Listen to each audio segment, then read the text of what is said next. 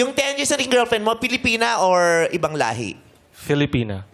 Sa Amerika kayo naging magjowa o dito? Dito po.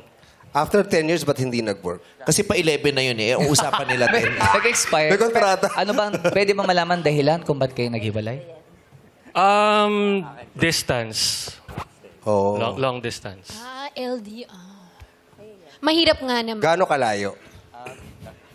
Gaano kalayo yung... Malayo, ibang bansa. Sa ibang bansa. Saan bansa? Ay, bawal ba sabihin? Wag na, sige. Bakit? Komunista ba siya? Paiba-ibang. Bawal sabihin Paiba-iba. kasi nagtatago siya. Pinaghahanap pala siya ng Interpol. Paiba-iba daw ng bansa. Scammer! Hindi! May estapa case? Ano, ba't pa iba-iba?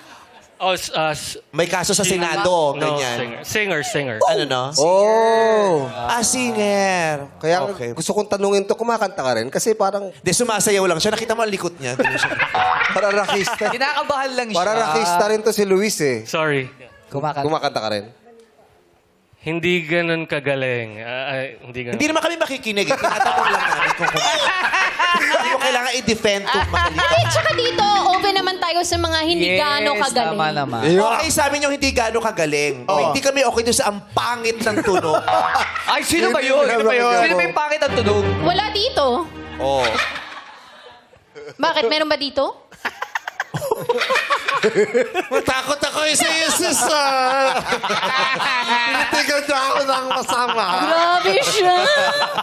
Hoy, nag-improve yung voice. Bako ka sa To be tingin. fair. Thank you. Oo. Okay.